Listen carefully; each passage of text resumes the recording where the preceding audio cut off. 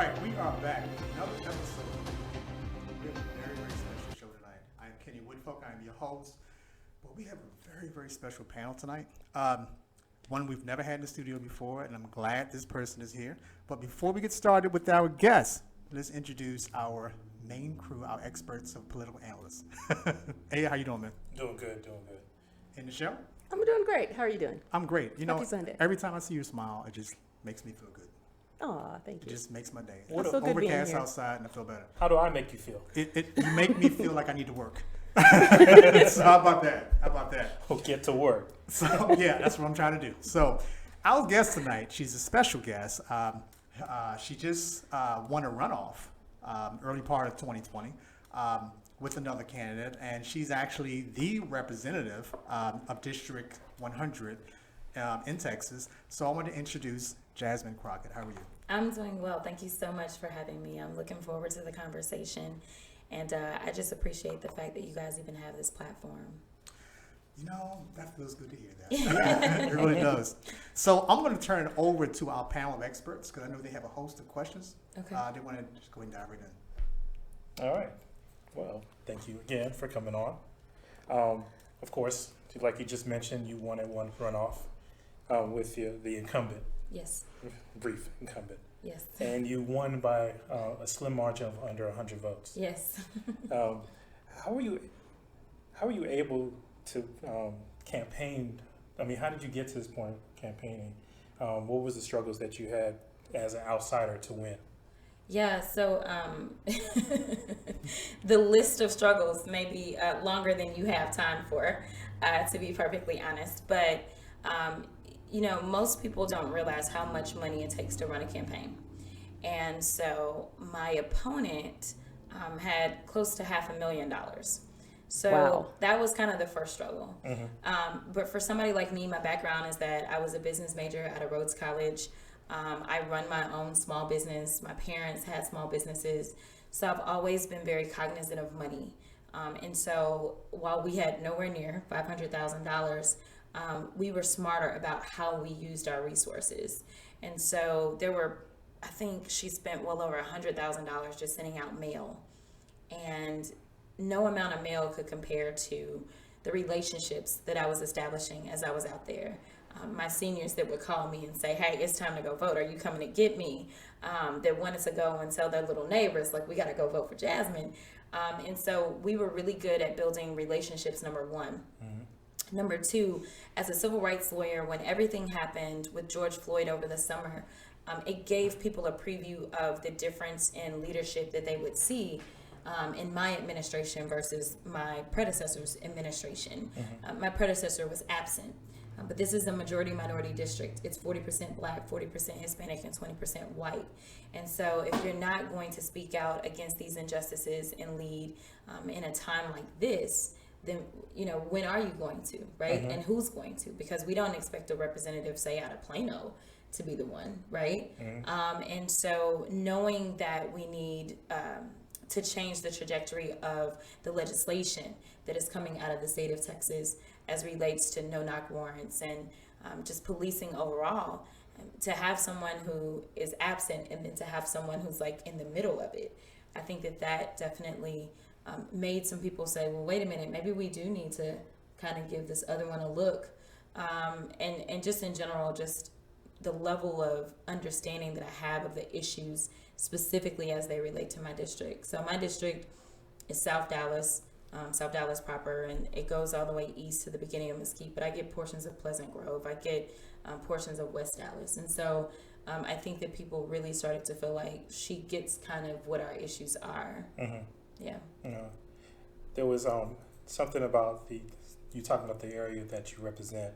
I think Nichelle had a question as far as the zone itself. Yeah, because actually I was looking at your map and I was just kind of curious about the shape of it because all of these districts are just... You mean gerrymandered? Is that what you're talking about? Yes, ma'am, that would be okay. exactly it. Okay. So, Right. and so my question was really like, what do you think about the current shape, as in the physical shape of your district? And then also, you know, how do you think your map could change once we get all the results back from the current census? And Yeah, you're going to be helping with that, right? That's $1 million question. So I was really pushing census participation because that plays a huge role in what our lines will look like. So this is the time where we will redraw the lines and we will end up in litigation because that's just what we do. And so it's really important that we do take the House because we need to start to get lines that make more sense. Yes.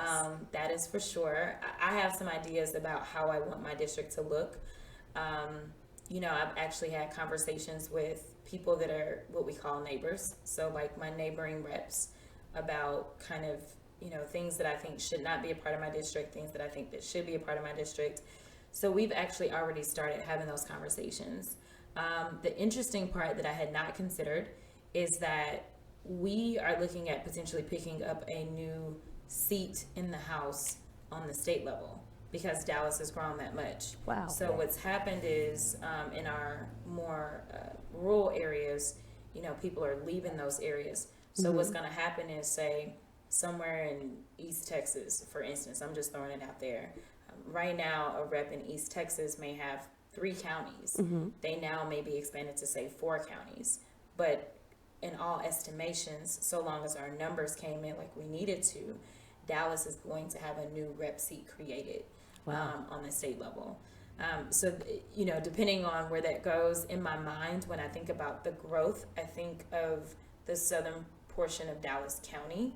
So I think about DeSoto, Duncanville, Lancaster, like that area is where I would anticipate that new seat probably will go. I don't really anticipate it's going to come kind of in my area, but if it does, that definitely affects kind of what my lines look like.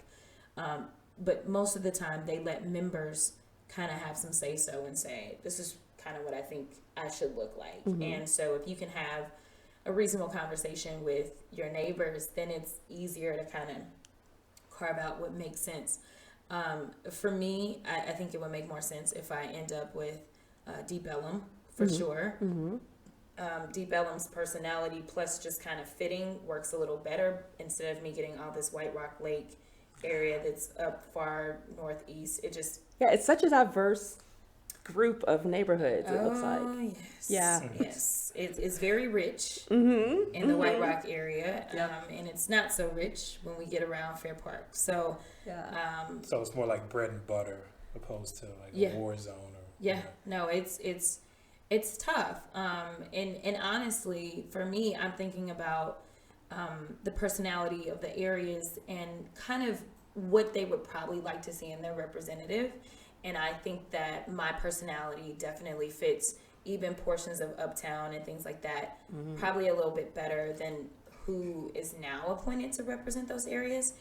And even now, the current representative, who is a Republican in a lot of these areas, is Morgan Meyer. He's in a very tight race. There's only 2 Republicans that are left in Dallas County as state reps, him and Angie Chin Button.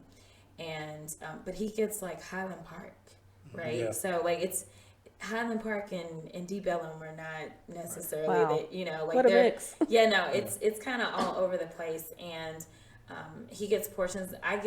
We split the farmers market. He gets more of the farmers market than I do, but I'm like, farmers market is all me. Like they're gonna be the people talking about, we want to make sure that we're gonna be a more green economy and things like that. I'm like, they fit me more, So it'll be interesting because I'm sure if the Democratic challenger is successful against Morgan, I'm imagining that they're going to want to shore up her map, which she does not need to touch South Dallas. There's like, she doesn't need to touch some of that kind of, but I know that the goal is going to be to kind of shore her up and get her some more kind of solidly Democratic portions, but there's no way that her personality would fit the personality of certain portions of my district. So I'm sorry, go ahead. Well, do the constituents get any say as well? Not really. Oh, No. wow. No. I mean, It's an algorithm. Yeah. It's basically an algorithm. No, and I, essentially what I can do to shore up some of my arguments is to have some town halls and have people have a say so. But I've already talked to businesses already in Deep Ellum because I'm going to push for some things. I keep telling people that I'm going to be the vice girl meaning that I'm pushing for the expansion of opportunities when it comes to liquor, pushing for full legalization and decriminalization when it comes to marijuana. And then Good. I'm also, pushing for casinos in the state. So, I mean, every vice you can think of, just, added to me. So those guys in Deep Ellum, I think, are probably more interested in me supporting some of the things that they're looking for as well. So you got your lobbying hat on. I Pretty have a much. quick question. I want to ask you, okay, based on, you being an African-American politician Yeah. in Texas, Yeah. okay, and I'm sure that's a challenge within itself. So what do you see as far, this whole Black Lives Matter movement that's been going on, especially since George Floyd has died. There's a lot of awareness to black people right now and minorities. How do you feel that black politicians can benefit, people like yourself and people who are trying to get in to take some of these seats going forward? How do you feel that, black politicians can benefit? Or where do you think, the state of Texas is going, pretty much? So it's interesting. It's really going to depend on these lines because when you run, you have to run and address the needs and the personality of your district. Okay. And you really need to vote Yep. your district. So votes that I'll be able to make, other black folk that are elected will not be able Right. to make because of the makeup of their district. So if we draw these lines the way that they really should be drawn, I think that there will be more opportunities for black people. I think that right now we're looking at, I am lucky number 22 when it comes to, is it women? No. When it comes to black folk. So I'm the 22nd black person that has been elected to the Texas House Wow. in the history of the state of Texas. Wow. Wow. So we not bringing in big numbers, Yeah. right? Yeah. But this will be probably the blackest legislative session we've had that I'm aware of. Because right now we've got, let me see, is it that I'm 22? I may be the 22nd. I'm the 22nd maybe black woman. Maybe let's do it that way. Black power. Yeah, I think I'm the 22nd black woman. And right now we've got 10 black women that are gonna be there for sure this upcoming session, with the possibility of adding approximately, let's see, Kiki, Elisa, Keela, and DeMerchant. So with the possibility of adding about 4 more, Right. it would be a pretty You historic mean this election? this election. Okay. This There's- cycle. This Yeah, cycle, there's 4 more black women that are actually running, and they're all polling better than their Republican opposition thus far. So there's definitely the possibility that on November 3rd we'll add another 4 black women. So to be the 22nd black woman ever elected on the House side, to then go into a session where there's going to be potentially 14 of us serving at one time, it's a really big deal. That's a caucus. That's a good caucus. Oh, it is. I mean, we definitely have more black women in the Texas House than on the Democratic side, than Caucasian women.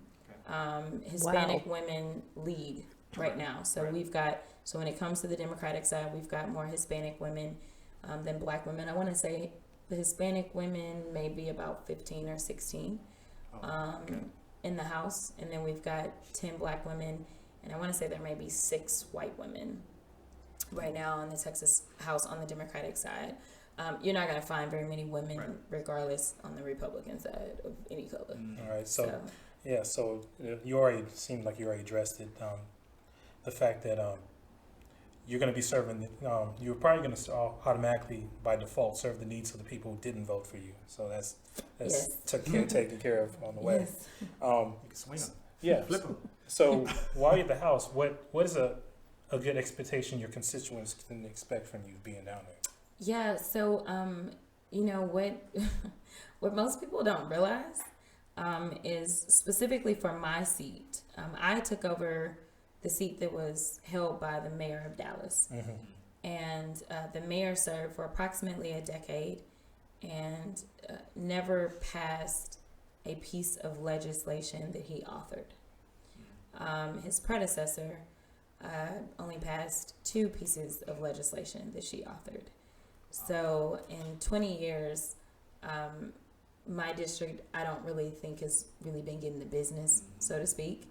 And so one thing that they can anticipate is that I'm going to fight for legislation. To me, there's no other reason for me to be there. Different people go to Austin for different reasons. Yeah. This job doesn't pay any money, and it's a huge sacrifice. I mean, it literally pays $600 a month. Yeah, 7,200 for the whole Here. session, unless Yeah. there's special sessions. Wow, I Here. didn't know that. Yeah, Wow. they Okay. don't pay jack. Yeah, no. So Even the we lieutenant don't, governor gets paid that much. So Wow. you know Yeah. how much he's getting on the table. Let me not go there. but Leave it out. but correct, when we talk about the systemic failures and the systemic issues that exist within our overall political structure, that's what you've got to talk about. You usually do not have the everyday voice in Austin. And it's like you've got a lot more everyday people that have to abide by the laws that are set and laid out in Austin. But who's laying them out? Right. Yeah. It's not the everyday Right. people, right? Right. Like it's because you're not going to have an AOC in Austin because you can't have somebody who's saying, hey, I'm working as a bartender or as a waiter or waitress. Well, now I want to go and do my part. Right. I want to serve because they won't be able to eat. Right. And so you end up with a more affluent type of person or maybe retired persons, Right. but we lack the diversity that is really, to me, required if we're really going to have real democracy in this country. And so we lack diversity when it comes to color. We lack diversity when it comes to ages. Sadly enough, unless this other black female wins, I will be the youngest black person serving this session, and I'm 39. It's problematic to me. I would have never guessed that. Okay. Yeah, but Akila is a little bit younger than me, but she's also an attorney. So it's tough. But, I spent a lot of my campaign educating people. Right. Because most people are like, why do I care about state rep? What do they do? And they're caring so much more about the fact that Joe Biden was a part of the crime bill from the 90s. And they care about who's going down to write the crime bills that, are going to affect us right now in the state of Texas. Yeah. And so just kind of educating people. I really do feel like people were empowered in our campaign. And I think that they really are trying to empower others, or at least that's my hope, with the education and really getting them fired up to research who is going to write these laws. Well, I'm sorry. Go ahead. So I kind of had a question. It kind of ties in, with your practice of law, because you've had quite a few notable cases. We're looking at Carmen Ponder, Jackie Craig, Jordan Edwards, the Dallas Nine, Mark Hughes, and Crystal Mason, which, when we start talking about voter suppression, that's going to be pretty interesting too. But you also mentioned on your website that, all the work that has to be done after the limelight has passed. And you talked about, educating the public. So tell me a little bit more about, that work that is done after the limelight is passed, and, maybe elaborate a little bit on, how it inspired you to leave private practice and serve the public.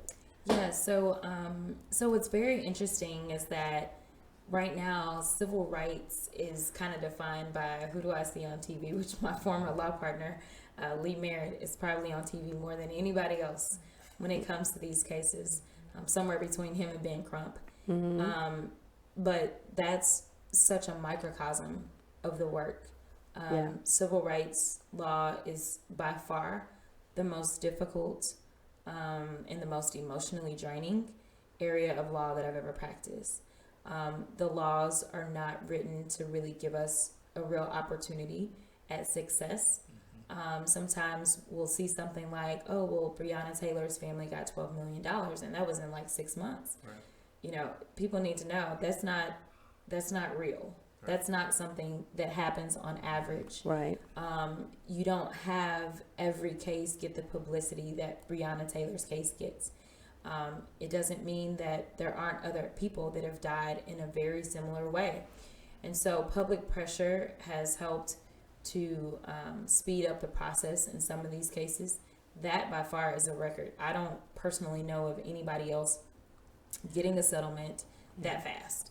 I'm dealing still with the Jordan Edwards case, which today is actually, it would have been his 19th birthday on today. And so Jordan was killed, and that was in 2017.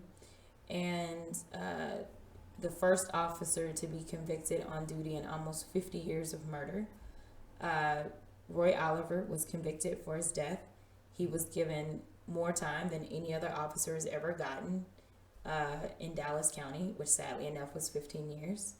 I say sadly enough because I've got plenty of people that didn't kill anybody that I've represented. And they got way more than 15 years. Yeah. But that is the record now. That is the highest. And so with all of that and being able to actually keep the city in the litigation, we still haven't gotten anywhere, even after mediating the case. Right. And, you know, for me, I'm like, forget all talking. Let's go to court. Like, I will do what I got to do, you know? So, you know, literally, it can definitely be argued that what happened to Jordan was way more impactful and problematic than what happened to Breonna Taylor. And it's not to really draw a comparison because either way, we lost innocent lives. Yeah. The reality is that the officers didn't even get arrested. No. So it's like you got officers that didn't even get arrested, let alone convicted. And that family has been paid. And I have a kid who, even with no supervision whatsoever, was not participating in drugs or alcohol at this party, and literally was riding as a passenger in a vehicle. And that officer did get convicted. Because he had to be perfect. Yeah, he has to be perfect because you know what it is. I mean, you Yeah. know what it is. I mean, that's just how they do. And so, you know, it's important for us to care. I know we're all talking about the presidential election, and that's great. And honestly, you know, I feel as if the president definitely sets the tone for the country and sets the temperament. And so we've got that part of it. But the reality is that the decision is upon those that are elected, say, on the city level. Right. The elected officials in Box Springs have failed one of their own, as far as I'm concerned, because they're the ones that make the decision. They're the ones that decide to retain an officer or not. They're the ones that set the policies for the department. So it's important that we show up when those city elections occur, and 9 times out of 10, we don't. Oh, You yeah. know, Yeah. the- Texas has a history of Ooh, apathy. Lowest turnout, Yeah. Yeah. Ever. voting turnout. Yes. And that's the question, because you mentioned something how you want to inform and educate people. We try to use this platform for the same reason. We know the people we need to inform and educate about the importance of voting are blacks and minorities. Yeah. So I want to segue into another question, because I guess what I want to know is, what if a person came to you, you come across constituents all the time, or maybe non-constituents, that say, well, what's the point of me voting? You know, I know you've heard that story 1,000 times. I mean, I don't talk to many people, but I hear it 1,000 times, so I know you hear it twice as much as I do. So how do you convince a person who is like, I don't want to vote, it doesn't matter, no one's going to really, you know, count, they're going to always put the same people in there, you know, those same broken record over and over. How do you convince those people? Wait, before you answer go that, ahead. I want to tag on to that. Adding to what he said, but would you rather have a well-informed voter or a compliant voter? I know that's a loaded, but that's A vote's a vote, right? No, I was kidding. Well- no, know what I you was about to mean. say, yeah. yeah. I mean, when I'm trying to get it, you know. yeah. You know, okay, so I'll start with you. Okay. I will say that was a big deal in my race.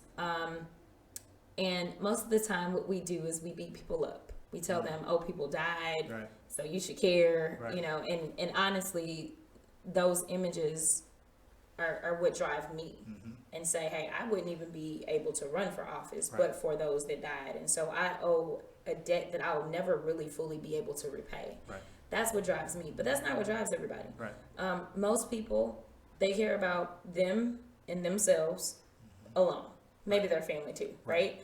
And so it's about anything that, you know, if you understand marketing at all, it's about figuring out what is it that this person wants. Right. And tell them why it's relevant to their lives. So I could walk into, and I had to be a chameleon. There's so many things that I'm, you know, working on and things that matter to me. But when I was going to South Dallas, I probably wasn't talking about certain stuff. Not because I was ashamed of it, but that wasn't what that demographic Absolutely. was interested in. Right. The things that I needed to talk about when I was in the South were the fact that so many people are disenfranchised. Once you become a felon, Yep. you don't have the right to vote until you fully, Finish. Yeah. finished your sentence, whether it's serving out the time or doing your probation or doing your parole. Right. And I'm like, do you And then really there's a think that waiting it's period after that. no? Is it Immediately. automatically? Oh, is it? Immediately once you're done. Oh, okay. Yeah, immediately. And so, but I would talk to them and I say, so they tell you that while you're on probation, you got to get a job and you've got to do all this stuff. You paying taxes one way or another. Right. So I'm like, so this feels like taxation without representation Right. because you can't have a say-so in, say, the judicial races. And you probably have a better idea of, say, your criminal judges Right. and whether or not they should be on the bench or, whatever. So I'm like, it doesn't really make sense. Or the fact that we know that Texas is one of the leading states when it comes to mass incarceration, especially when you start talking about Black and brown people. Right. Well, when we talk about that and we look at, what is it that's really getting so many Black and brown people into the prison system? Most of the times it boils down to drugs. End of the day, we And know. lack of money to defend yourself too, right? Absolutely. But as far as the crimes that they're picking them up on, a lot of times Okay. it's a bunch of drug crimes. Right. Right.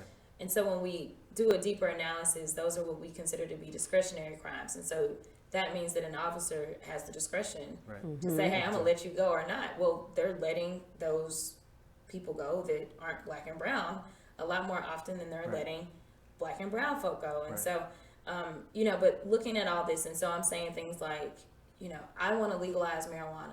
I want to decriminalize marijuana. They're like, Right. oh, you can do that? Yes, I can, right? Or I say things like, I understand that it's difficult to get housing when you have a conviction on your record. I get that. It's hard to get housing. It's hard to get jobs. But I want to give you a pathway to actually expunge your record, Right. even if it's been a final conviction where you went to prison. Is that something that you think would make sense for you or your family? Right. And they would say yes. When I would go into the White Rock Lake area or even portions of West Dallas, I talk about taxes and the fact that property taxes are off the chain. And that's exactly how we're dealing with gentrification. It's like, let me tax you out of your house, right? So West Dallas definitely understands that. South Dallas is only about to start to kind of like get there. They're like moving that way. And then even when you get to the White Rock Lake areas, they're saying these taxes are too high. Like, this is insane. So I can have those conversations. But when people understand the power in my role, Right. specifically as relates to their lives, they're like, oh, okay, well, I want to vote. I care. And, so I got first-time voters. I got a couple of grandmas that Right. had never voted in their lives. Right. That Right. came out and voted for the first time in a runoff, right? Wow. So in July. So Yeah. so I was able to have very real conversations. The pandemic is what did hurt me a bit. I think that my win margin would have been a lot larger because I do well if I'm just doing a one-on-one. I wasn't sending a bunch of mail because it costs a lot of money. Right. But if people got me one-on-one, they weren't going anywhere else. Right. And so that chain had to slow down a little bit. To your point about the voter, a vote is a vote. So that's kind of where I stand. I personally feel as if people get a little snooty and they go one way or the other, right? And so you have those people say, oh, but my resume. Well, the reality Right. is that not everybody's going to do the research. Right. Yeah. So for me, I was like, I want to have the resume to back me up. I am more than qualified for the position, but I knew that I needed to create a culture and I needed to make it a cool thing to do, Right. and I needed people to want to be involved. I got it. Like, I understood that it would not be that I would just be elected because I was the better qualified one. Right. And Yeah. so I just prefer somebody that shows up and votes for me. Well, I checked out the numbers like from her runoff opposed to Eric Johnson's runoff back in like 2018. Right. She had more turnout in a COVID Okay. year. Wow. Oh yeah, no, So- we definitely set a record for turnout, and what was disappointing and interesting, and not to sound like 45, but when you analyze my numbers, so I work very, very hard. Even now, I'm Right. still going out and greeting people and talking to them because It's a lot of people that don't know that I'm now their rep. Right. Like they did not participate in that election. Mm-hmm. So I'm still showing up and introducing myself and that kind of stuff because I'll be gone in a minute and people Right. won't know and won't understand that, like, no, I'll be living in Austin for months, right? Right. Like they'll probably say, she disappeared. She's not in the community, and it's, you know, it's whatever. But what was so interesting is that normally, well, I'm at a polling location and it's election day in the runoff, and 7 o'clock hits. 7 o'clock, you're ready to see those early returns. So 7 o'clock hits and I'm out, and I have worked so hard, and the feedback at the polls was crazy high. Feedback via text messages was crazy high. Feedback on the phones was crazy high. Like, all of my people had worked different campaigns. So, like, Right. we've never seen as high of a yes rate Wow. as we have with you. I mean, I had people that worked for Hillary, people that worked for Bernie. Like, they were like, these are crazy high yes rates. I'm like, but we always fight like we're behind. We Right. fight like we're behind. We always operate like we cannot get comfortable. And thank God we did not. Right. One day in our office, we put up on the whiteboard all these different areas. And we said, we seem to be winning everywhere. What are we missing? Right. We asked that question, and we put up mail. So then what we did is we went and I said, let's see if we can find a trend in this mail. We couldn't find a trend. So it was like, no, we just have a really high rate of mail because of COVID, because I didn't know what to expect out of mail returns in a pandemic. Like, Right. I didn't know, right? So our mail returns, we had about a little less than 500 people that voted by mail in our primary in March. And so we had close to 16,000 votes, 500 vote by mail. We had 10,000 total votes in the runoff, but we had 1,000 vote by mail. So my vote by mail doubled. But I'm thinking, okay, it's, you know, it's the pandemic. I don't see a trend. Right. And when I'm saying the trend, I'm looking to see, have y'all hit up this one senior home and got a bunch of ballots out of there? Like, Right. the only trend I saw was a senior home that I knew was mine because I knew that all those little old people loved me, right? Right. And it was like, it was in West Dallas. So I'm Right. like, yeah, we see that, but we know who they voting Yeah. for because, like, she ain't never been there, you know? So I'm like, these are my votes.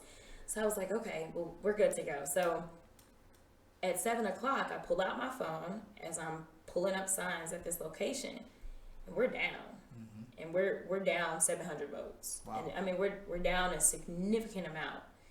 And so I didn't do the analysis. I just looked. I saw we were down, and I told my team, I said, we're not gonna come back. I was like, you know, I thank you guys for fighting, but this will not be the feel good, you know, underdog. So he was ready to concede. Oh, I was done. No, I was done. I Wow. told my core team, I said, you know, I appreciate everything you guys did. Like, we gave it our all, and no one will ever be able to say that we did not fight for this, that we didn't Right. work for it. Like, we just got bought, which is sadly enough what happens in politics is people buy elections. And I was like, you know, I hoped we would be different, but you know, the district was bought. So there it is. So you're down by 700. Down by 700. And my team says, we not out. And I said, They found something. and I said, no. I said, no, it's over. They're like, no. You can't talk that way. We're headed to elections. You got to watch everything. Right. So I said, all right, you know, y'all go to elections. But my godparents that come in from Memphis, and my godmother cooked this big spread. And so we rented a house, and there were people that were coming to kind of watch everything. And so I'm there, and they're like, oh, it's not over. And one of my biggest supporters, Adam Bazaldua, he's one of the first people to call me, and he represents the largest city council portion of my district. And he calls me and he goes, you're not out. I said, dude, I've had poll workers like all day out. So I had an idea of approximately how many votes were coming in, but Right. it's really tough when you're doing something like running in a district, because people can vote anywhere, and you know, just because you've got 1,000 votes at a particular location doesn't mean they're all in the district. Right. And Right. it's not as easy to kind of count up like you can count up in a county-wide race. So I'm like, you know, Adam, I know your city race is a little different. And he's like, it's not over. I'm like, all right. Right. So Councilman Shimwell, the Shadyon out of McKinney, Shady On is there. It ain't over. I'm telling you, it's not over. I'm like, this is really nice that Yeah. everybody wants to make me feel good, but I'm not really a feel good person. I'm a very Show me the data. I'm a numbers girl. Keep it real. Right. Yeah. And I'm Black and just white, very yeah. realistic, Right. And I'm like, yo, guys, it's done, but we gave it everything, right? So we're sitting there, the race starts to tighten. And I'm sitting there like, oh, this is interesting. Numbers are coming in. It starts to tighten. And it just kept tightening. And so we're down to maybe 2 or 3 boxes. And I call my team. And by now we're within 100 votes. Wow. And we got, we got 2 or 3 boxes. So I call my team. I said, what's still out? Tell me the locations. Because once again, I'm a numbers girl. Yeah. So I'm like, what's still out? So it's something far north. I forget. It's like, I don't know, something starts with a C. But anyways, some part of Dallas County that doesn't even feel like Dallas County. I was like, oh no, well, we have no votes in that box. There's nothing. Ain't nobody from South Dallas went up there and voted. It just, even if they did, it's not enough. Right. They said, but MLK is still out. I said, MLK is still out? I was like, we won. I said, it's a lot of things I don't know. Yeah, but you know that one. But I know South Dallas is going to come through for your girl. And South Dallas turned it around. I mean, I ran fighting for those that have historically been disenfranchised and their voices have just never really been heard. And I knew there was only one way South Dallas was going. And I knew that they could give me what I needed, and they did. And so we actually earned 800 more votes than my opponent in that one day on election day. And so, it was literally, she had 10 points on me, almost 11 points on me. In the polls. And after the early vote, she was up by 10 or 11 points. And we closed that and came back and got it, which never happens. And so then after I won, I was like, let me look at these numbers because I don't understand, what happened, because election day is when I begged all my friends to take off. I'm like, I know it's a sacrifice, but I need y'all to all show up so that we can pack the polls because when it's a down ballot race, people don't know who you are. Yeah. And it means the world if your friend who's a doctor is saying, hey, I should be at work right now. Right. I'm an MD, but let me tell you about my friend and why you need to vote for her. Right. That gets people to say, forget all of this mail that I got. She got, lawyers and doctors and teachers and everybody taking off saying, vote for her. This girl must really be legit. To have people believe in her like that. And so I knew we would tighten, but I didn't see how we could overcome it. And so I looked at the numbers, and this is why I go back to 45. In vote by mail, my opponent got 70% of the vote. In walk-in votes, she only got 40% of the vote. There it is. Yeah. That's it right there. And so I was quite annoyed. And once again, remember going back to that whiteboard, right? Mm-hmm. We looked, but we didn't see a trend, so we chalked it up to COVID. Right. But I have been informed of some of the people that were assisting, and she had about 4 people. And one had been under investigation in 18 for vote by mail issues. One has been to federal prison before, not for vote by mail, but for other issues. And one was under federal indictment before. And so, and one I know for a fact because I went to one of our senior homes, and one of my little seniors had a little walker, and she had her green envelope. I said, oh, it's time to vote. Right. I was like, I'm here. I was like, you need to vote for me. She said, oh, well, I have to wait for the lady to come get my ballot. I said, I'm sorry, what? I was like, you just need to, I was like, you got me, right? She's like, oh, well, I vote for whoever the lady tells me to vote for, and she takes my ballot. Ooh. And I said, what's the lady's name? And she told me the lady's name because she didn't know. Yeah. So, so now I'm going to have to spend all this time educating people on, you can't give your ballot to somebody. Right. Mm-hmm. And there are people, and it's against the law, but if people don't know to report, then they don't know. And the person that, I know that person did it. I know that that's what that person, so, so it was interesting. So they definitely, in my opinion, tried to steal the election. Yeah. But, at the end of the day, God had the final say so. Yeah. When you looked at the other there were 3 other races that were in my district. Some districts had a little bit more, so there were some congressional runoffs and stuff, but in my district there were a total of 4 of us that were running for various positions. When you looked at the trend from the early vote and election day, their numbers were the same. They didn't vary. Right. It was only my race that was the anomaly. And so truly I do feel like I should have won the overall race 60-40, because that's what the walk-ins were. It was 60-40.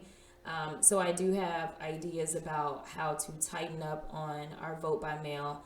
Not that I want to put out the conspiracy theories that are there, because I want people to know that it does happen. Right.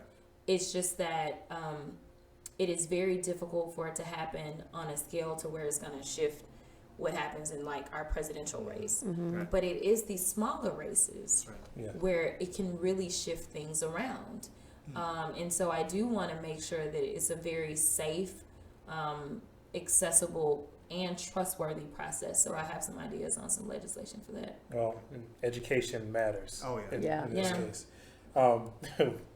Wow. Wow. We're gonna assume that you're not gonna bring on anybody from that team on your. No. Earlier you mentioned that you were already talking to your neighbors, such as Yeah. Representative Gonzalez and Yeah. stuff like that. Do you know when you finally go to Austin? Did you already figure out what committees you're gonna try to fight to be on? I mean, and the people you have to deal with. I'm not telling, but yeah. Okay. You took All the right. question. All right. I've Understood. so I will say that Lord have mercy. We're having to deal with the speaker's race, which is already giving me the biggest headache that ever existed. I think that sometimes Democrats are overly optimistic, and like I was saying before, I'm very real. Some may interpret it as being pessimistic, but I just think that you have to fight to the very end. Right. And you take nothing for granted. And I think that my race is definitely a testament to that. And so I think that Democrats are overly optimistic that we are going to flip the House. Right. So the breaking news on Friday was that the senior member of the Texas Legislative Black Caucus, Symphronia Thompson, has filed for the speaker's race. And so, we've never had a woman speaker, and we definitely ain't never had nobody of color. I mean, Right. I've told you how many, so, there's definitely an opportunity for something historic to happen. But for me, I ain't worried about the speaker's race right now. I'm worried about can we get to flipping the house, right? Right. And I know that we don't have straight party ticket voting on the ballot. I know that we have long lines. I know that the last day of early voting and election day, the lines will be even longer. I know that some of these down ballot candidates have been unable to establish those real relationships to the extent that people say, oh, wait a minute, I got to wake up and I got to go vote for this person, right? That's what was really important and really made a difference in our race, because when you're talking about a runoff, you got to get people to come back. Yeah. Right. It ain't just, I saw something on TV or I got something in the mail. Right. You got to be invested and say, well, wait a minute. I got to go vote for Jazz. I got to go vote for this person. And so some of these down ballot candidates, if they don't know them, they may not check them. Right. And so I'm just like, I don't know, especially since some of these polls, I don't believe in polling, especially after Hillary, because a poll is only as good as whoever actually shows up. Like it just, so I personally, there's an incumbent that I'm concerned about. I think other people aren't concerned about her because she's polling very well. Oh, But I'm like, I know what hard work can do. It can beat everything. And her opponent is outworking her. Her opponent is outspinning her. Her opponent is outraising her. Her opponent has more visibility. Her opponent is out everythinging her. So for me, I went and I said, well, let me go and try to help this person. Let me put some boots on the ground. Let me be boots on the ground. Let me try to help to get her over the hump. Yeah. Because there's nothing to say, an incumbent can't be taken out. I did it. And I mean, you know, it's, so I don't know. And I don't know what's going on the ground in some of these other areas to really have a feel. But to me, the best polling you could ever have is by getting a feel at the polls. Right. Literally. Just Like showing up. when people are walking up. Yep. Yeah. And you can find out if they already know that person. If they're walking in and they don't know those names, Yeah. you already got a problem. That's right. Right? And so I just don't know. So I'm like, I don't want to talk about the speaker's race, honestly. I really just want to focus on getting us to the majority. And then we can talk about it. Yeah, because But- everything falls in line. But you know, the way that this goes, What the cart November before the horse. 4th Yeah. is a day that traditionally people actually go to Austin. So I actually have my flight, and they just sent us an email saying we're not going to physically show up. We're going to do it all remotely. But basically, it's the day that we go and we figure out the speaker stuff. I don't swear in until January 12th. Yeah. Oh. But the day after, Did we're you? going and figuring it, you know, so Right. it's like, I'm like, clearly we not voting because Right. I can't vote until I'm sworn, you know. Right. But, Yeah. and so people are so trying to get the votes lined up. I'm like, you don't even know who gonna get in. Absolutely. Yeah. You know, but Yeah. you know, and so it's, you know, so Did you for already me, I'm like, I'm a freshman, and you know, it is what it is. And the reality is that whoever becomes a speaker, I'm not gonna be a chairman. Right. So I mean, as a freshman, Yeah. right? So for me, I'm like, let me do my work, my part to hopefully get us there. And you know what? When it comes time to try to get my committee positions, I'll make it clear that I actually put in work Yeah. to Yeah. try to get us there. I have a question. And you're just coming in, so I'm gonna throw this question out there just to see where your thoughts are. We did a show a couple months ago and pulled up some statistics, and we saw that there's over 1,400 women running cities, mayors of cities across this country. Wow. Yeah. See, I felt the same way. I'm like, that many? That came out in 2018, right? And that's many people. And some of them actually going for re-election. Some of those cities that have 2-year terms. Yeah. 1,400 is a lot. So my question to you is, I know you're just coming in, you're just getting your feet wet. What are your future plans in politics? Her ambitions, so to speak. Yeah. So I will say that there are a lot of people that have already charted their anticipated futures for me. Okay. I personally probably would see myself on the federal level in some way. But I know that legislation is where my heart is. Okay. So I will continue to kind of work from a legislative standpoint. I really do want to set a new and different bar for what it is to be a legislator in general. I think that with that, I'll kind of be able to move around. I will say that I believe in term limits. Right. Supreme Court as well. I was, you know what? You know what? That maybe it ain't happening no Okay. time soon. It ain't gonna happen in my lifetime. But Hey. but I will say that I overall believe in term limits, and I was ragged on about this in the campaign, but it is what it is. It's just what I believe. I believe that, you know, having term limits forces people to really create some sort of a pipeline. Yeah.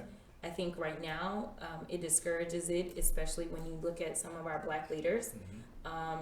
You know, I just don't really feel like they are facilitating and growing the next generation of leaders. And so if they know that they gotta go, Yeah, they work hard. then they, They'll you know, identify Yeah. their successors and Exactly. grow them up Yeah. instead of Exactly. trying to You be know, proud of there's the a- barrel. Exactly. Yeah. So you know, there's a state senator that comes to mind that I feel the same way. So Yes. it's so I personally, you know, feel as if I will get to a point that I feel like, you know what, I've done my part, Right. and you know, if I'm gonna stay in an elected capacity, I need to move on somewhere else. I need to grow. So Right. I want to grow, but as I grow, I want to grow those underneath me. Right. And so, you know, I never really saw myself running for office, God bless it. And I never really saw myself in the House. And so I will not decide that I know where I'm going, but I do anticipate Yeah. that I'll be going somewhere It was else. a trick question. No, I was kidding. I mean, you know, because I think it's important to know because, you know, I'm thinking I would never run for politics. Don't want it. Don't want the attention.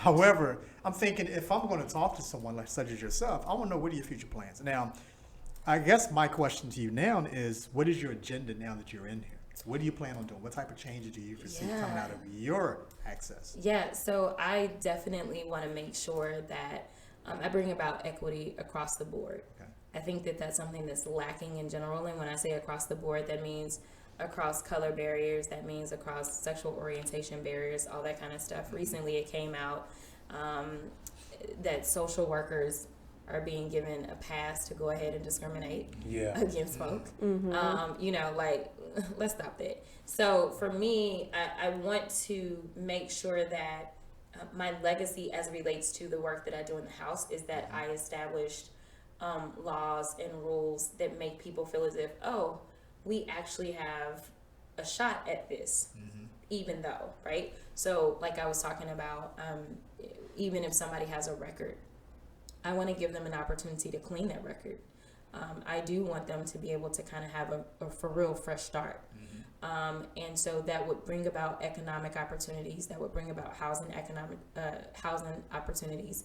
And overall, it helps our entire community.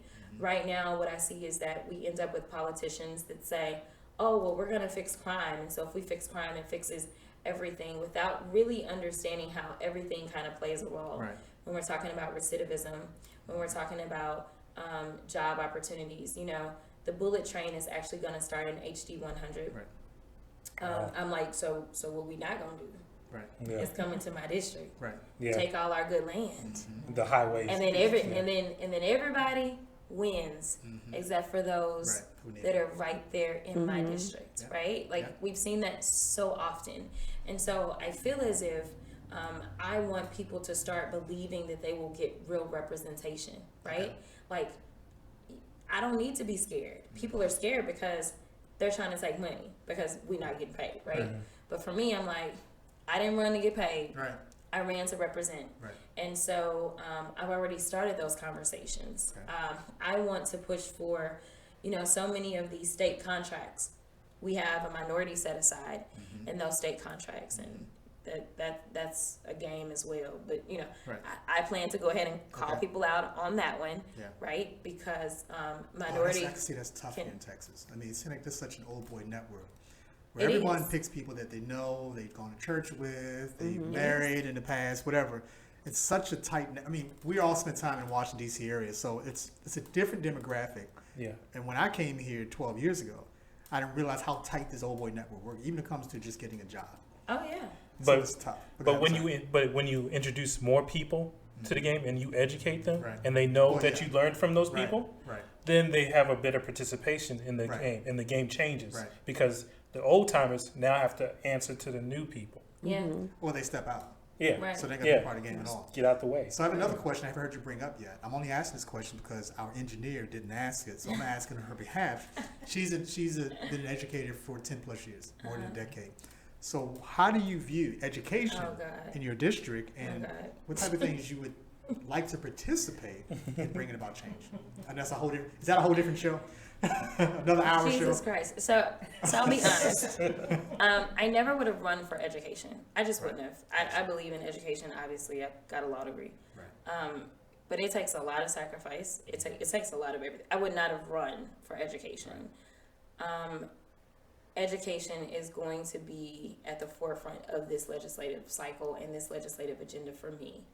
Even though I never would have, if I could say it again, I never would have ran on education. Right. But when you start talking about equity issues, and I start talking about Right. all the way around, it has to take front and center, especially because of the pandemic, Right. and especially because of the makeup of my district. And I personally feel angst and anxiety overall at the fact that I think that this pandemic is only widening the gap and the divide between the have and the have-nots. Oh yeah. And so, you know, it's like I never thought we would be having a debate about if kids could go to school online. You know, that never crossed my mind Right. before the pandemic. And so the lack of access to high-speed broadband, I wouldn't have ran on that either. But, you know, like, but this is a real issue because this is now determining the success or lack thereof of so many of my kiddos. And so I feel obligated to fight. Right. That's my job, is to fight for them. So I've got to fight really for equity. You know, I had plenty of conversations because we deal with this public school versus charter stuff all the time. That's been a big issue in general, in vouchers and just, oh, Lord have mercy. But public school, especially when you're talking about an impoverished area where the tax base is different, say from the tax base in North Dallas, and so just, you know, it's like we've taken kids that were born into circumstances that they didn't ask for, and we've decided we're gonna kick them while they're down. Right. And so it's one of the committees that I'm shooting for is not education, but it will play a big role in education for sure. Okay. And so I am planning to be that unapologetic voice and fighter for those that just have historically been forgotten. Okay. And even if I lose the fight, I plan to make it known who was fighting against me. Right.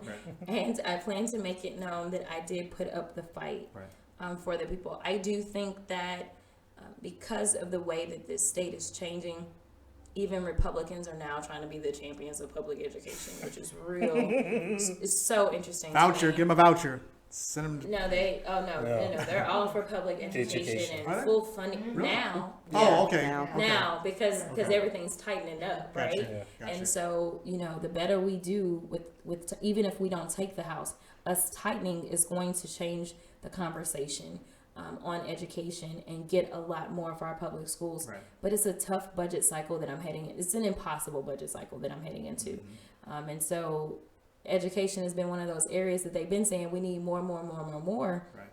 And honestly, and truly, for sure, they need more. Right.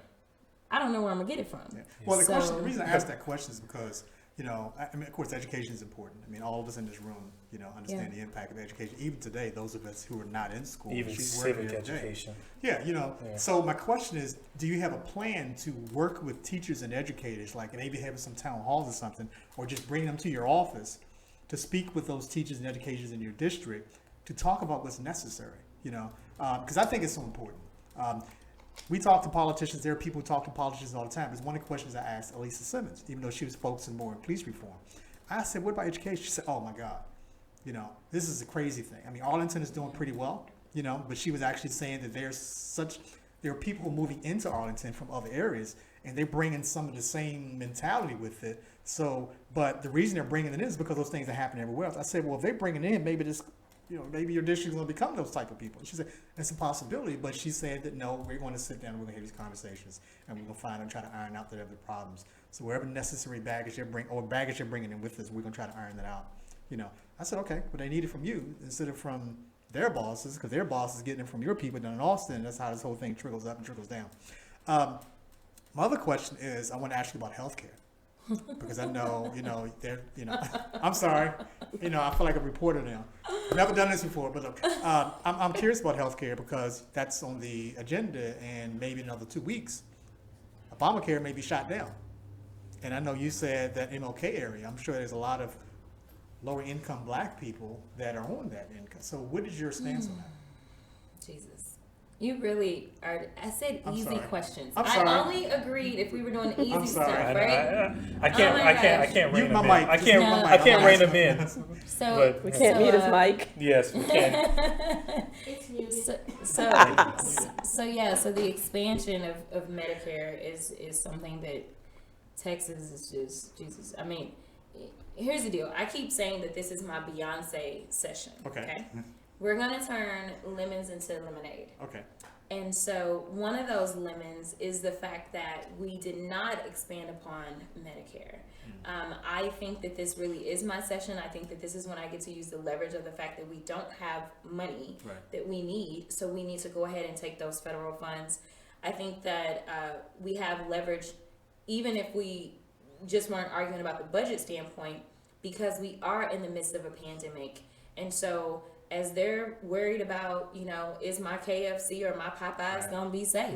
Right? Like, because, the inclination for someone, say, who is underemployed or has certain jobs, When they don't have health care, they may just walk in feeling sick or whatever, right? So even if I get to come at you from a very selfish standpoint, I think that I've got leverage now to push for expansion. I personally was wanting to make sure that I drew some hospitals into my district. That was one of my things. That was one of my goals. I was like, oh, I was of the impression I had none. As it turns out, I have two. Oh, okay. I have Parkland, which is who I wanted. It sits on the border. Okay. Yeah, okay. It sits on the border, and I thought it wasn't mine. And the rep that I thought had it was like, no, it's yours. I was like, oh, praise God, because I wanted it. And so I also got a call from Baylor, one of the lobbyists for Baylor, and was like, we need to set up a briefing. And I was like, okay. Yeah. I don't know why, but okay. And he's like, so we always treat Baylor as having two reps. We've always treated the 100 rep as our rep, as well as the rep for 108, because the main address is in 108, but so many of our buildings sit in 100. I was like, I just came up, and this was all in like 1 week, right? And so going back to your previous point, my goal, and I've already started a lot of these conversations. I've started conversations with teachers, started conversations with those that are advocates of aftercare options, principals, as well as a number of actual kind of PACs and unions, right? I've started all those conversations. I have more education conversations. That's my next question, unions. Than, You already answered, than, so we than good. anybody. Education is, they're all there. And so I'm beginning my talks with the hospitals. I plan to craft my own expansion bill. I doubt as a freshman my bill is going to be the one, but hopefully with me having the input from two hospitals that definitely differ a little bit, Parkland versus Baylor, hopefully I will get to some issues that maybe are missing in whatever the big bill is that ends up pushing forward, and hopefully something from mine will be taken and actually included in that final bill. I also think that we've just got to do a little bit more to put money into some of our community health centers and things like that. I consistently complain about the fact that I do not have one Kroger in my entire district. So when you start talking about not having a Kroger, goodness knows I don't have a Whole Foods. Do you at least have a Walmart? So I do have one You Walmart. have Walmart? Okay. Probably in the neighborhood. It's no, it's not. It's a big one. Yeah, it's a big one. It's a super one There's on 30. employment right there. There's Yeah. jobs. So, for me, when you start talking about healthcare overall, when we start talking about the fact that this virus is disproportionately affecting those in minority communities, and it's a combination of reasons that it is. The comorbidities is one issue. The lack of access to, healthcare overall. So, for me, it's a matter of attacking it, not really in a vacuum, but really understanding kind of how all these things play a role. One of the cool things that we do have in our district is Bonton Farms. And so it's a cool urban farm. And I want to encourage a similar model to kind of go throughout the district. It's a nonprofit model that they use, but it's great because people can get fresh, real food from there. So I want to even work on that, and I want to work on some incentives. I know that the city had offered, I want to say Kroger, a $4 million tax incentive or something to come to South Dallas, and they still turned it down.